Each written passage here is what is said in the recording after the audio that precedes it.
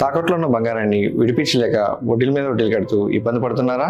అయితే ఇప్పుడే సంప్రదించండి శివ గోల్డ్ కంపెనీ. మీ నమ్మకానికి మా హామీ శివ గోల్డ్ కంపెనీ. అమెరికా అధ్యక్షుడు డొనాల్డ్ ట్రంప్పై కోపంతో రగిలిపోతోన్న ఇరాన్ ఆయనను చంపేందుకు పక్కా ప్రణాళికలు రచించినట్లు ఇజ్రాయెల్ చెబుతోంది. ఇరాన్ మాస్టర్ ప్లాన్ను ఇజ్రాయెల్ నిఘా వర్గాలు పసిగట్టినట్లు సమాచారం. ట్రంప్ టార్గెట్గా ఇరాన్ పన్నిన కుట్రను తెలుసుకున్న ఇజ్రాయెల్ వెంటనే అమెరికాను అప్రమత్తం చేసినట్లు తెలుస్తోంది.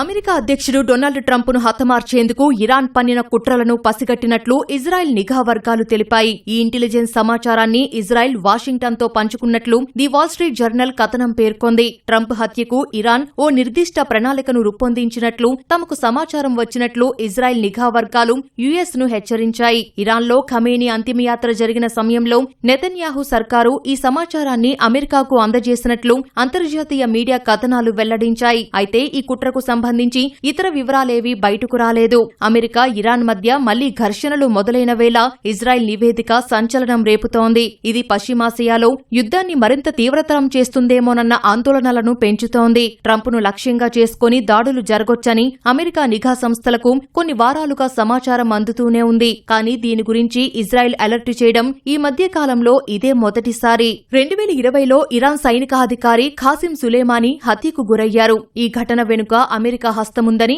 ఇరాన్ ఆరోపణలు చేస్తూనే ఉంది. అందుకు ప్రతీకారం తీర్చుకుంటామని చెబుతోంది. అమెరికా అధ్యక్ష ఎన్నికల సమయంలో ట్రంప్పై హత్యాయత్నం జరిగిన నాడు అందరి వేళ్లు ఇరాన్ వైపే చూపించాయి. అంతలోనే ఈ ఫిబ్రవరిలో అమెరికా ఇజ్రాయెల్ జరిపిన దాడుల్లో ఇరాన్ సుప్రీం లీడర్ ఖమేనీ మరణించడంతో ట్రంప్పై ఇరాన్ ప్రజలు మరింత రగిలిపోతున్నారు. ఖమేనీ అంతిమయాత్రలోనూ ట్రంప్ను చంపేస్తామంటూ ప్లెకార్డులు పట్టుకుని నినాదాలు చేశారు. తనపై హత్య కుట్రలపై ట్రంప్ కూడా ఇటీవల కీలక వ్యాఖ్యలు చేశారు. తుర్కియేలో నాటో సదస్సు సందర్భంగా మాట్లాడిన ట్రంప్ ఇరాన్ హిట్ లిస్టులో తానే నెంబర్ 1లో ఉన్నానని, అయినా తాను భయపడబోనని వెల్లడించారు. ఈ పరిణామాల వేళ తుర్కియే నుంచి బయలుదేరినప్పుడు ట్రంప్ మళ్లీ పాత విమానాన్నే వినియోగించారు. అమెరికా అధ్యక్షుడి కోసం ఖతార్ ఓ అధునాతన విమానాన్ని ఇటీవల కానుకగా ఇచ్చింది. అప్పటి నుంచి ట్రంప్ దానినే వినియోగిస్తున్నారు. నాటో సదస్సుకు కూడా అందులోనే వెళ్లారు. కానీ అక్కడి నుంచి తిరిగెళ్లే సమయంలో మాత్రం పాత ఎయిర్ ఫోర్స్ 1 విమానంలో ప్రయాణించారు. ఇరాన్తో ఉద్రిక్తతల నేపథ్యంలో భద్రతా కారణాల దృష్ట్యా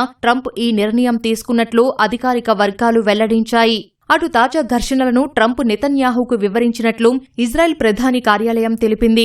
ఇరువురి మధ్య కొనసాగుతున్న నిరంతర చర్చల్లో భాగంగా గల్ఫ్లో అమెరికా కదలికలపై నెతన్యాహుకు ట్రంప్ సమాచారం అందించినట్లు పేర్కొంది. ఇదే సమయంలో తుర్కియా అధ్యక్షుడు ఎర్డోగాన్, ఆయన అనుచరుల తీరుపై నెతన్యాహు ఆందోళన వ్యక్తం చేశారు. ఇజ్రాయెల్ ఉనికికి వ్యతిరేకంగా వారు ప్రకటనలు చేస్తున్నారని ట్రంప్నకు చెప్పారు. ఇజ్రాయెల్ సరిహద్దుల వెంబడి భద్రతా మండలాల ఆవశ్యకతను ప్రస్తావించారు.